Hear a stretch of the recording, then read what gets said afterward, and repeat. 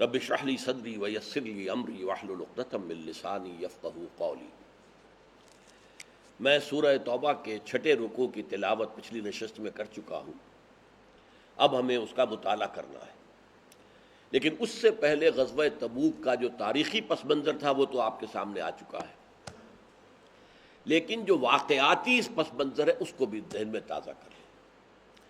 اس قدر سخت یہ امتحان تھا مسلمانوں کے لیے، اگرچہ سخت ترین امتحان غزوہ احزاب میں ہو چکا تھا، لیکن غزوہ احزاب کے بعد جو لوگ بے شمار شامل ہوئے فتح مبین صلح حدیبیہ کے بعد، ابھی ان کی تو کوئی آزمائش نہیں ہوئی تھی۔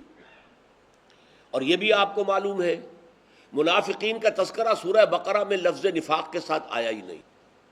مرض کی علامات بیان ہوئی، لفظ منافق یا نفاق آیا ہی نہیں۔ سورہ آل عمران میں ایک جگہ آیا، سورہ نساء میں پھر پوری خبر لی گئی ان کی۔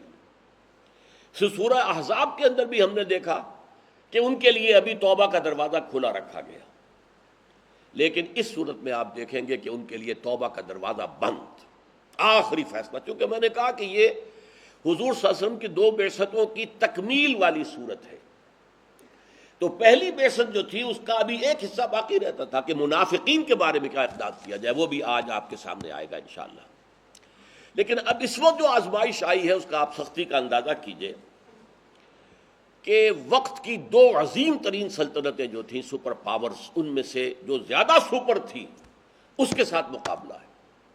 ابھی جس کو ایرانیوں کے اوپر، ایک ایران کی سلطنت تھی اور دوسری تھی روم کی، اور رومیوں کو حال ہی میں بڑی زبردست فتح جو ہے ایرانیوں پر ہوئی تھی، اب ان سے ٹکراؤ تھا۔ ابھی تک تو جو جنگیں ہوئی تھی وہ اندرون ملک عرب تھی، اور معلوم ہو رہا تھا کہ اس نے بڑی تیاری کی ہرقل نے، لہذا ایک خوف کی کیفیت بہت زیادہ تھی۔ پھر شدید گرمی کا موسم تھا جس میں سفر کرنا اپنے آپ کو ہلاکت میں ڈالنے کے مترادف ہے۔ پھر نہایت طویل سفر تھا، تقریباً 600 میل یا 500 میل کا سفر۔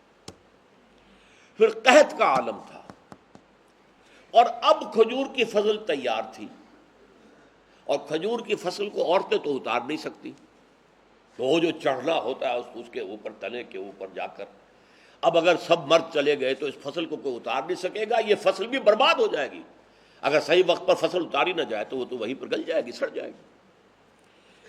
پھر ساز و سامان کی کمی ہے، اسلحہ کی کمی ہے، سواریوں کی کمی ہے، رسد کی شدید کمی ہے، اسی لیے اس کو جیش العسرہ کہا گیا ہے کہ یہ بڑی تنگ دستی والا ہمارا لشکر ہے۔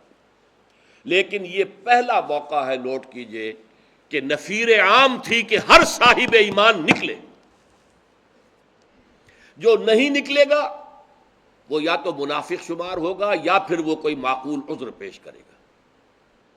گویا کہ میں یہ کہا کرتا ہوں کہ فتح مکہ کے بعد اصل حکومت قائم ہوئی ہے عرب کے اندر۔ اس سے پہلے ابھی مدینے کے اندر ایک دارالامن مسلمانوں کو مل گیا تھا، لیکن یہ کہ ابھی پوری عرب کے اندر جس طرح کہ ایک حکومت کو باز پرس کرنی چاہیے، ویسی باز پرس جو ہوئی ہے وہ پھر اس سفر تبوک کے بعد ہوئی ہے۔ یہ جو ان میں سے جو لوگ نہیں آئے تھے ان میں ایک تو تھے منافقین، اور جو اکثر لوگ جانتے تھے وہ شخص ایسا ہے منافق ہے، چاہے یقین کے ساتھ نہ کہہ سکیں، لیکن یہ کہ ان میں کچھ ایسے لوگ بھی شامل تھے کہ جو صاحب ایمان تھے، ان کے بارے میں لوگوں کو اچھا گمان تھا۔ تو ایک روایت آتی ہے کہ جب تبوک میں آپ مقیم تھے 20 دن، تو وہاں ریت کے ٹیلوں میں سے ایک ٹیلے پر آپ تشریف فرما تھے، اور آپ کے آس پاس صحابہ تھے صلی اللہ علیہ وسلم و رضی اللہ تعالیٰ عنہم اجمعین۔ وہاں لوگوں نے ذکر کیا فلاں شخص تو بہت اچھا تھا، نیک تھا، وہ تو صادق الایمان معلوم ہوتا تھا، وہ کیوں نہیں آیا، کیوں رہ گیا پیچھے؟ کسی نے کہا ہاں یہی معاملہ فلاں شخص کا بھی تھا۔ تو بڑا پیارا جملہ حضور نے فرمایا، دعوہ، چھوڑو اس کا ذکر، فَإِن يَكُ فِيهِ خَيْرٌ فَسَيُلْحِقُهُ اللَّهُ بِكُمْ، اگر تو اس شخص میں کوئی خیر ہے تو اللہ تعالیٰ اسے لا کر تمہارے ساتھ ملا دے گا۔ کوئی بات نہیں، کوئی خطا ہو جاتی ہے وقتی طور پر، جیسے کہ بعض ضعفاء کا معاملہ بعد میں آیا بھی کہ انہوں نے آ کے اعتراف کر لیا، پھر حضور نے کچھ سزا دے کر پھر انہیں معاف کر دی۔ وَإِن يَكُ خَيْرُ ذَلِكَ، اور اگر اس میں خلوص اور خیر نہیں ہے، فَقَدْ أَرَاحَكُمُ اللَّهُ مِنْهُ، تو اللہ تعالیٰ نے اس کی ایذا رسانی سے تمہیں راحت دے دی ہے۔ وہ اگر آتا شر والا آدمی جس کے اندر شر ہو تو یہاں آ کے فساد مچاتا، چغلیاں کھاتا پھرتا، لوگوں کو بددل کرتا. تو اگر تو وہ خیر سے خالی ہے، ایمان سے خالی ہے تو دفع کرو. ٹھیک ہے، اللہ تعالیٰ نے تمہیں اس کی شر سے بچا لیا، اور اگر وہ صاحب ایمان ہے تو امید رکھو اللہ تعالیٰ اسے تمہارے ساتھ شامل کر دے گا. بہرحال اب نوٹ کر لیجئے کہ یہ آپ صلی اللہ علیہ وسلم کی حیات طیبہ کا آخری جنگی سفر ہے.